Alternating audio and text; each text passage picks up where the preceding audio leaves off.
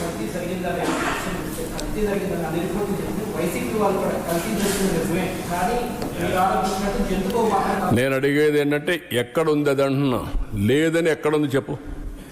ఆ mask straight question, ఎక్కడుంది? నీకు రహస్యం ఎవరన్నా చెప్పారా? రాత్రి కల వచ్చిందా నీకు? నువ్వు నమ్ముకున్న దేవుడు చెప్పాడా?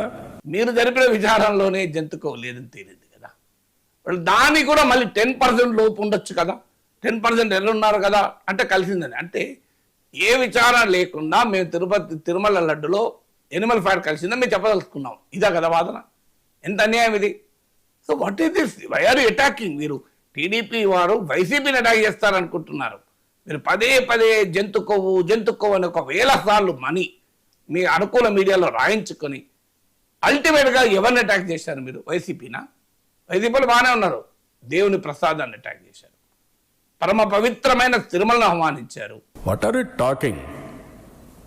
కాబట్టి మర్యాదగా చెప్తే వినాలి, అంతేగాని నేను నా ఇష్ట ప్రకారం ఆర్గ్యూ చేస్తాను అడ్డదుడ్డంగా అంటే కుదరదు. అవన్నీ చార్జ్ షీట్ టైంలోనే జంతుకోవని కొట్టిపడేశారు. పాయింట్ అది. చార్జ్ షీట్లో కూడా జంతుకోవని రాయలేదు, జంతుకో కొట్టేశారు. సో జంతుకోవను కొట్టేశారు. మరి ఎందుకు? ఇప్పుడు జంతుకోవని జరిగిన ప్రచారానికి ఎవరు బాధ్యత వహించాలి? దేవుడే దొరికిందా?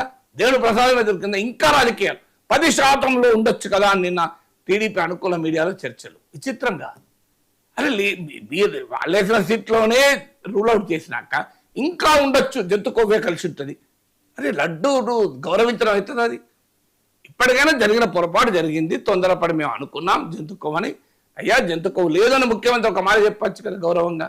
కనీసం అదన్నా, కనీసం పశ్చాత్తాపాన్ని మించింది లేదు కదా, ప్రాయచిత్తాన్ని మించింది లేదు కదా. కండెమ్, నాట్ ఓన్లీ కండెమ్, ఇలాంటి వాళ్ళు మాత్రం క్షమించరాని నేరం, మహాపాపం వీళ్ళు చేశారు.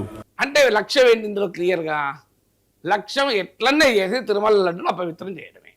ఎందుకు చేస్తున్నారు? రాజకీయంగా మీరు మీ ప్రత్యర్థులు అటాక్ చేయాలి, ముఖ్యమంత్రి అన్న స్టేట్మెంట్ను సమర్థించుకోవాలి.